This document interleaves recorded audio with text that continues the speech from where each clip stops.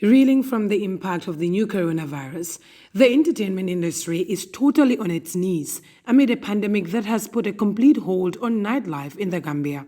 From Kotu to the Senegambia area, Bijilo and Brusubi City Center, all famous tourist strips across the metropolis are out of business as the travel industry comes to stand still. For an industry that has weathered the biggest economic challenges, COVID-19 brings unprecedented challenges. The clubbing scene is completely out of business as people avoid entertainment spots to stay safe amid public health emergency restrictions. Business owners now have to resort to their savings to make ends meet during this difficult period.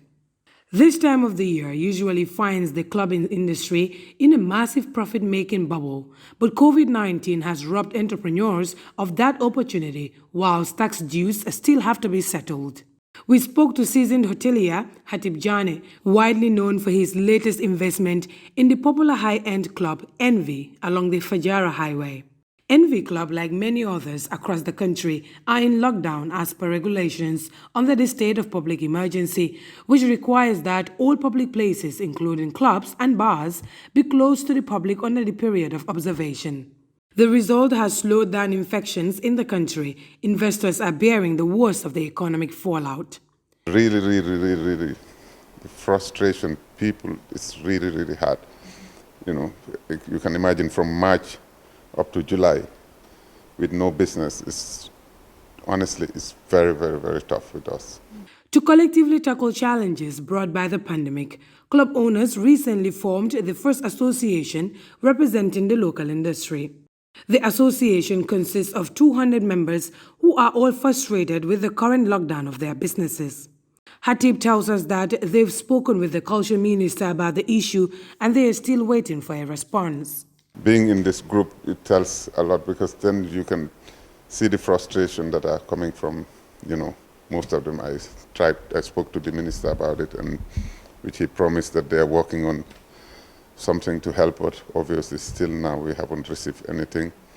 And then, of course, we are appealing, to see how they can ease down the regulations, for the bar, restaurant, and nightclub. Because I've been managing the group, to be honest, even a few weeks ago, they wanted to just do a protest or something like that, and I had to calm them down, but they're getting to the wall, huh? Club owners have consistently followed the state of emergency, which is evident in the current abandonment of the popular Senegambia area. Inside the Envy Club, work is at a total standstill, except for 2 employees looking after the premises. Listen, all the places are open. And it's a good argument because if you go to the ferry, if you go to the mosque, if you go now the airport, some flights are coming in. Sarakunda, Westfield, Market, everything is jam-packed. So the only people that are following this regulation, as far as we're concerned, is us. Let's say from Envy to Senegambia to the big bars, So they don't see they feel like they're not being treated fairly. And right, I support that, because if everywhere is open, we are the only one that has been following the regulation. I'm sure the authorities know that. The entertainment industry is going through dire circumstances, and without business or some kind of fiscal support, the sector's meltdown will affect both clubs and the performers who are currently out of work and cannot earn a living. They have to see what to do. The state of emergency for me is fine, but the regulations can be looked at, Yes, you can say, okay, if this restaurant is taking 50 people, you operate on half capacity, so that you can have some social distancing and stuff like that. The clubs half capacity, because I'm safer in a restaurant than in the market. The extension of the public state of emergency might be the right move to contain COVID-19, but it certainly does leave most businesses in critical doubt about their future.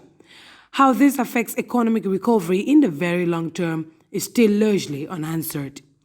Reporting for GRTS News, Fatou, Ellika, Muloshi.